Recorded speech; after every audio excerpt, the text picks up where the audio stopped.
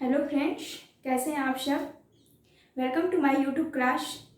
Friends, आज 14 सितंबर है और आपको पता होगा 14 सितंबर को हम लोग हिंदी दिवस मनाते हैं। तो हिंदी दिवस हम लोग क्यों मनाते हैं? 14 सितंबर 1949 को हिंदी को राजभाषा का दर्जा मिला था, इसलिए 14 सितंबर को हम लोग हर वर्ष हिंदी दिवस के रूप में मनाते हैं। हिंदी दिवस हमारी राष्ट्रभाषा नहीं है, हिंदी दिवस हमारी राजभाषा है। अभी तक किसी भी भाषा को राष्ट्रभाषा का दर्जा नहीं मिला है। हिंदी हमारी क्या है? राजभाषा है। राजभाषा का मतलब होता है कि सरकारी कामकाज में हिंदी का प्रयोग किया जा सकता है। हमारे देश में 22 प्रकार की भाषाएं बोली जाती हैं और विश्व में बोली जाने वाली हिंदी सर्वाधिक रूप से चौथी स्थान पर है। पहली है अंग्रेजी, दूसरी है मंदारी, तीसरी है स्पेनिश और चौथी है हमारी हिंदी। तो चलिए देख लेते हैं। पहली है हमारी अंग्रेजी, दूसरी क्या है? मंदारी और तीसरी है हमारी स्पेनिश और चौथी है हमारी हिंदी।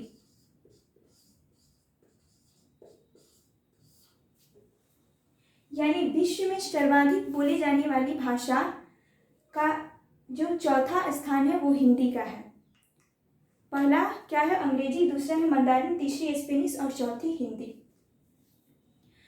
तो आपको पता होगा अगर हमारे घर में जो छोटा बच्चा जन्म लेता है, बड़ा होता है, वो पेंसिल कलम पकड़ना सीखता है, तो उसे सबसे पहले हम लोग हिंदी का जो है वो प्रथम अक्षर क सिखाते हैं।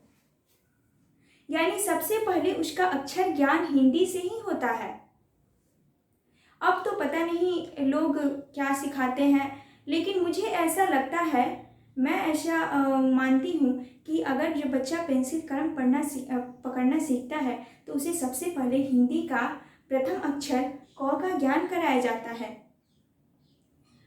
हमारे जो प्रथम राष्ट्रपति थे डॉक्टर राजेंद्र प्रसाद, हमारे देश के प्रथम राष्ट्रपति, उन्होंने कहा था कि हिंदी एक ऐसी भाषा है जो सभी भाषाओं को अपने अंदर समाहित करती है, यानी सम्मिलित करती है। जैसे हम हिंदी में बोलते हैं, जो रेलगाड़ी है हमारी, हिंदी में उसे हम बोलते हैं लौह पथगामिनी।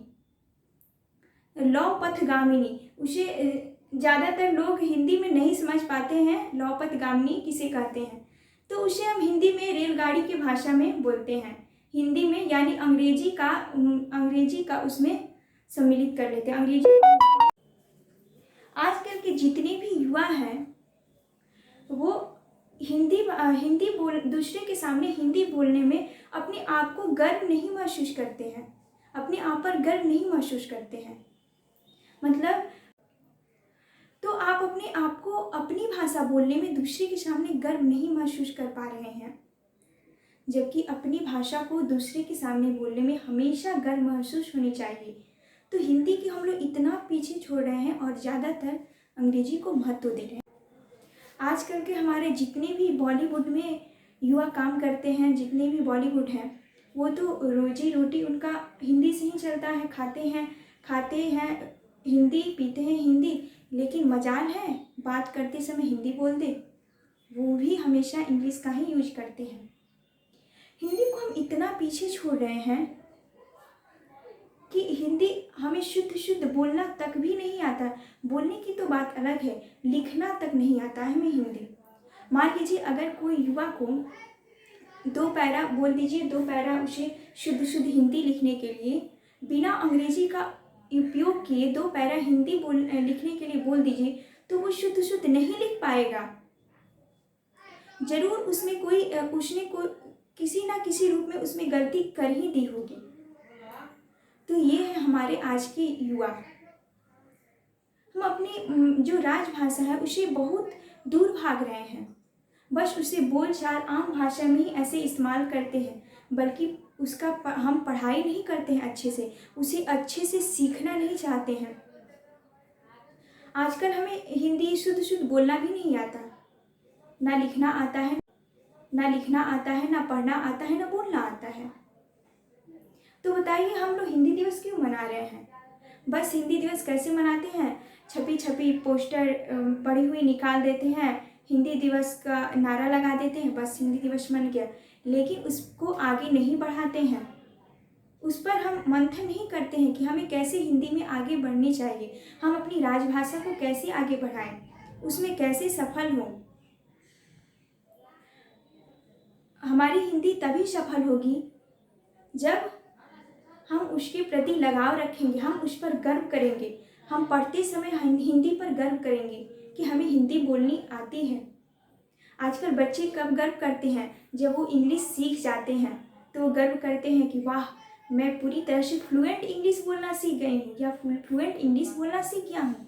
मुझे गर्व है अपने आप पर कि मैं इंग्लिश सीख रही हूँ। लेकिन कोई बच्चा ये नहीं कहता है कि वाह, मुझे शुद्ध शुद्ध हिंदी बोलना आता है, मैं शुद्ध शुद्ध हिंदी बोलती हूँ। कभी कहते हुए नहीं सुना होगा। तो आजकल हिंदी से लोग पीछे भाग रहे हैं। आजकल का जो समय चल रहा है वो पितृपक्ष का समय चल रहा है।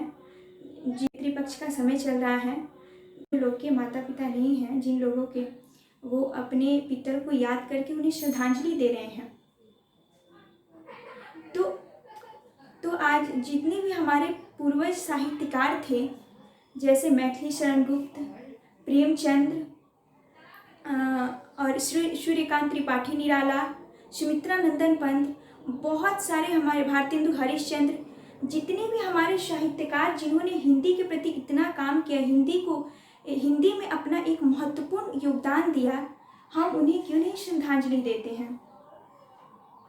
हमारी भी तो कर्तव्य बनती है कि हम भी हिंदी को आगे बढ़ाएं, उनमें एक अपना योगदान, थोड़ा सा उनमें अपना योगदान दें हिंदी के प्रति।